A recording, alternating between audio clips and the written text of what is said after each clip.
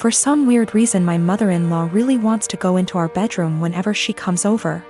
On one occasion I followed her as she went upstairs. I was going to get something for my child as the bedrooms are upstairs. And she walked past the bathroom on the main floor and up the stairs behind it. She didn't hear me and I caught her walking straight into my room and rifling through bills on my dresser. She denied snooping, even though I'd just watched her do it. And said she was just going to use our bathroom because she couldn't find the other ones.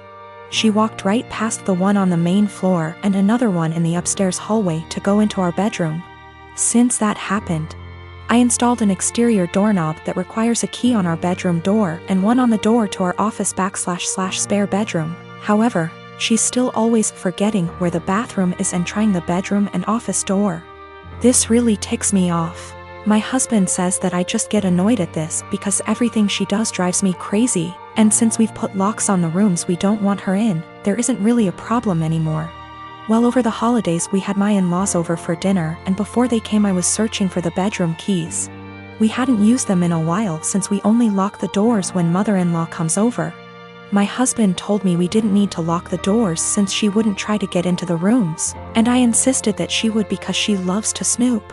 We went back and forth and decided to cover the doorknobs in superfine glitter to see if she tried them. I did this once before when husband didn't believe me about the snooping to prove she'd been in the rooms. Last time she ignored the glitter and we didn't say anything about it, but then my husband couldn't deny that she'd tried to snoop.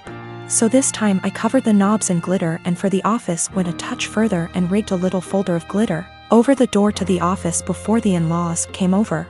I left it one side unlocked, French doors, and it was set so if you walked in the room you would get covered in glitter. Husband goes out of his way to show his mom the main floor bathroom when they got here and specifically asks his parents and sister not to go upstairs. There's a baby gate so the kids can't get upstairs either. Well, guess who had to go to the bathroom and got covered in glitter and had it all over their hands and hair? She completely lost it and started screaming at me, so I yelled back and now my husband is saying I went too far. Apparently her car is ruined now too because it's covered in glitter that she can't get cleaned up. I will be ordering some cellulose glitter that is biodegradable and safer for future projects. And if she comes over again I will set up a camera. Or at least print out some fun fake documents so if she snoops again she can at least find something interesting. I am a 27 years old female, used to be an escort from 18 until I was 23. I'm not proud of it, but I did what I had to do to keep studying and a roof over my head. That's how I met my now fiancé, though he was never my client.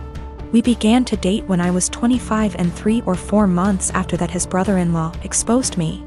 No idea how he found out, because there's no way my fiancé knew, and thus we had to come clean in front of his whole family. Yes, I did that.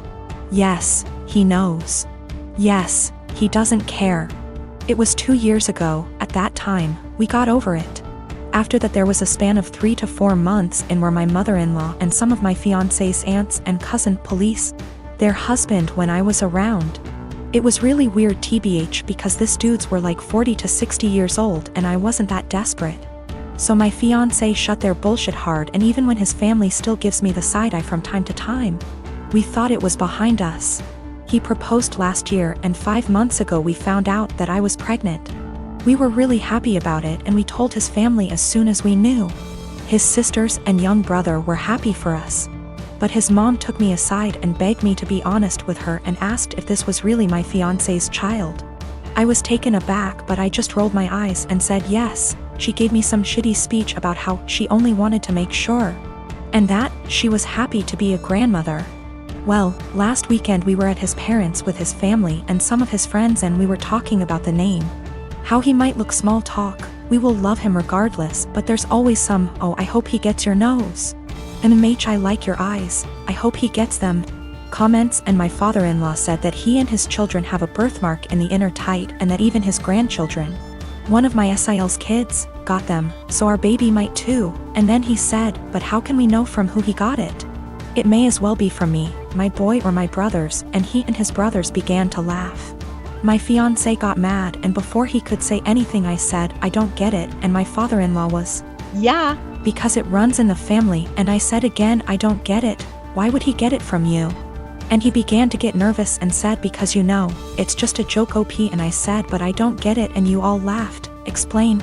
It got to the point that some of his friends said, hey, it's not funny, so he excused himself and left. Later my fiancé's brother-in-law came to me and said that I was wrong for embarrassing him like that in his own house, and that I knew what the joke was about and of my past. I shouldn't be surprised. Now they're all demanding that I apologize to my FIL. My fiancé and I moved in together shortly before we got engaged. Before we did, we discussed how we'd split the housework and bills. 50//50 down the middle with some wiggle room for when the other needs help. When we moved, it was into her parents' 2-story garage that they converted into basically an apartment. They offered a low rent, $700 total, and pitch in for the electric and internet so we could save money for our own place and wedding. My fiancé earns more than me, and that's cool. I'm proud of her. Before we moved in together, it always seemed like she was living paycheck to paycheck, and I chalked it up to the apartment she had prior having insane high rent.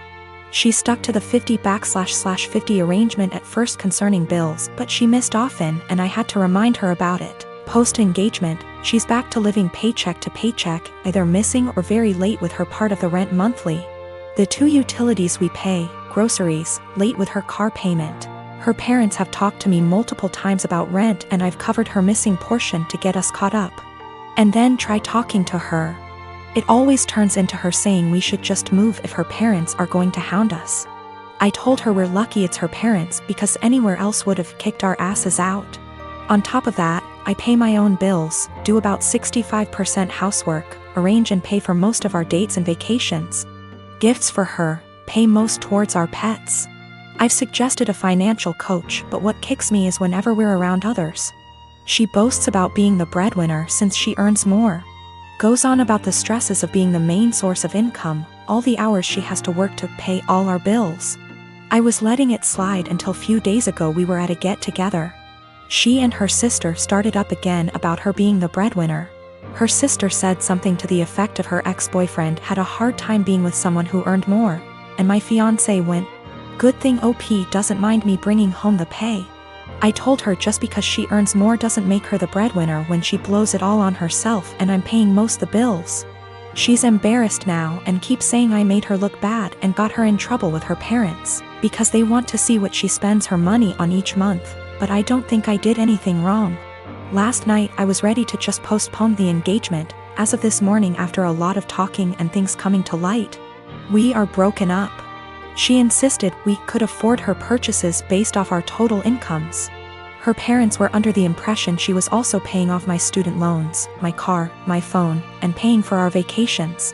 She didn't get evicted from her last apartment, but she was late with her rent often enough that they weren't going to renew her lease. So she didn't suggest us moving to a bigger apartment at her building.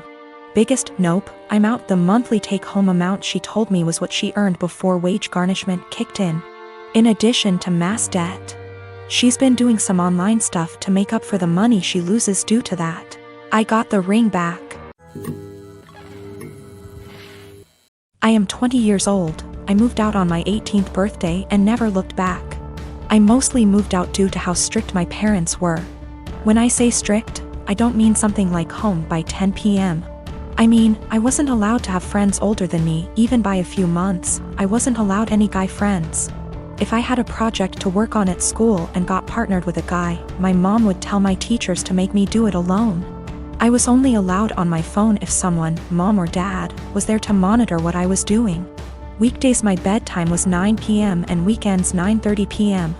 I could only have sleepovers if it was at my house, and all of my friends have to be questioned to make sure they were clean, meaning they didn't have boyfriends, no tattoos, went to church, you get it. So you can imagine, I had literally 1 or 2 friends.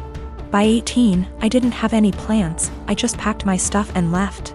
My parents weren't happy and tried for months to get me to come home, but I didn't plan on it. Anyways, I landed a damn good job and was able to get my first apartment shortly after. My friend is over at my house almost every day with her boyfriend and we just hang out. I didn't cut out all contact with my parents, but I limit it to only special occasions. My mom wanted to have a Zoom family call, whatever it's called, and asked me to join. I figured what the hell, I'll join and say hi. As I'm talking to my little cousin, in the background you could see my friend's boyfriend come into the living room area. Everyone's face kind of froze, and I didn't think much of it. My mom asked who it was and I told her, and she immediately gets annoyed. She started asking why he was leaving my bedroom, which he didn't. The bathroom is the same way towards the bedroom, so I could see why it would look like he left from my room. She and my dad proceeds to ask me why I have guys at my home. Why is he 21 hanging around me? I just turned 20, but yeah, it was like I was 15 again. My mom then insists I have him leave. At this point my friend and her boyfriend hears this and goes like WTF? I didn't know what else to do but laugh. I said, "Are you out of your mind?" and laughed some more. I realized they were serious and said my goodbyes and hung up. Later I started getting messages that my parents are upset I laughed at them, and my family says it's in my best interest to apologize, because I was being an asshole for laughing. I laughed at them then hung up, so I thought it was rudish, especially after being told I was by my aunt as well. I'd feel terrible if I did such a thing, but someone did point out they'll never change their ways, so I think I might have to. You know, I've got no idea how to set boundaries, but I'm sure there's a few articles that can help me with that.